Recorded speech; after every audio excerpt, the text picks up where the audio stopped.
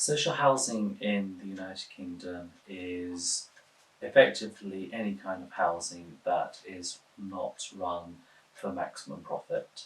So there is a focus on affordability and giving back to the communities in which they are based, but is a very wide definition that covers everything from large corporations that have some affordability to housing associations that provide specific schemes to medieval almshouses that are still in operation today.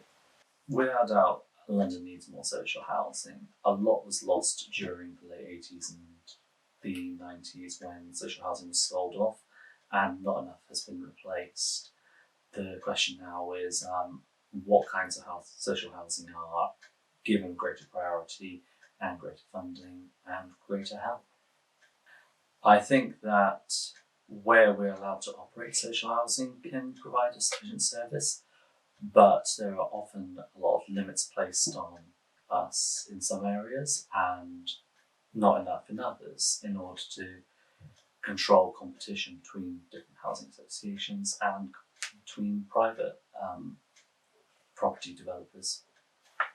I would say social housing is perfectly safe when it is managed correctly and when the right tools are made available to housing associations to make sure that they can maintain the right levels of safety.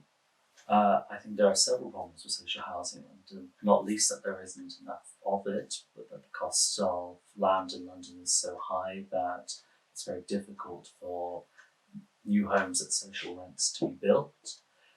You also think that there is a huge trouble with construction companies that use substandard and even dangerous building materials and techniques over the last several years.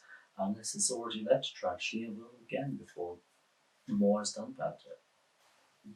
The main barrier to social housing being built is the cost of land and the profit motive of the companies that will be building the actual buildings. I'd say to the Housing Secretary that more needs to be done to make the construction companies that are providing housing stock in this country more responsible both legally and financially for what they are producing.